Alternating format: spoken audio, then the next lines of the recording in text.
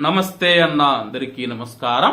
Kadapa MLA Madhavi Reddy గారు ఎవరైతే ఉన్నారో కక్ష సాధింపులకు పాల్పడుతూ ఉన్నారని చెప్పేసి వైసీపీ నేతలు స్థానిక మీడియాకు తెలిపారు.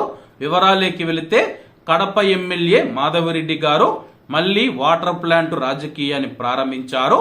ప్రజలేమైపోయినా పర్వాలేదు, వైఎస్ఆర్సీపీ నేతల మీద కక్ష సాధించడానికి కడపలోని వాటర్ ప్లాంట్లను మూసేయిస్తూ ఉన్నారు. మొన్న కడప 26వ division corporator Thyagaraju water plant ను కూలదోసేందుకు వెళ్లిన ఎమ్మెల్యే భంగపడ్డారు. తాజాగా వైఎస్ఆర్సీపీ జిల్లా యువజన విభాగం అధ్యక్షుడు ఆదిత్య వాటర్ ప్లాంట్ ను సీజ్ చేయించారు. అన్ని అనుమతులు ఉన్న ప్లాంటును పాఠశాల భవనం అంటూ సాకు చూపి అధికారులతో సీజ్ చేయించారు. కడప ఎంపీ వైఎస్ అవినాష్ రెడ్డి గారు నిధులతో వాటర్ ప్లాంట్ నిర్మించారనే అక్కసుతోనే ఎమ్మెల్యే గారు ఈ దుశ్చర్యలకు పాల్పడుతూ ఉన్నట్లు చెబుతూ ఉన్నారు.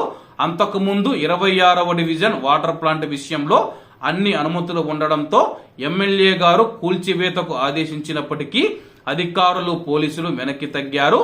ఎమ్మెల్యేగా ఉండి వేసవిలో ప్రజల దాహార్దిని తీర్చాలి, కానీ ఇలా వాటర్ ప్లాంట్ పైన పగబట్టడం మాధవిరెడ్డి గారికి చెల్లిందంటూ వైఎస్ఆర్సీపీ నేతలు ఆగ్రహం వ్యక్తం చేస్తూ ఉన్నారు. వైఎస్ఆర్సీపీ నేత ఆదిత్య వాటర్ ప్లాంట్ సీజు పైన చట్ట ప్రకారం కోర్టులను ఆశ్రయిస్తామని చెప్పి పార్టీ నాయకులు చెబుతూ ఉన్నారు. ప్రస్తుతం మనం చూసుకుంటే కోఆపరేటివ్ కాలనీలో మనం చూసుకుంటే మామూలుగా మనము కోఆపరేటివ్ కాలనీ నుంచి పోలీస్ లైన్ కి వెళుతూ ఉంటాం కదా, అక్కడ ఒక వాటర్ ప్లాంట్ అయితే లెఫ్ట్ సైడ్ లో అయితే మీకు కనపడుతూ ఉంది.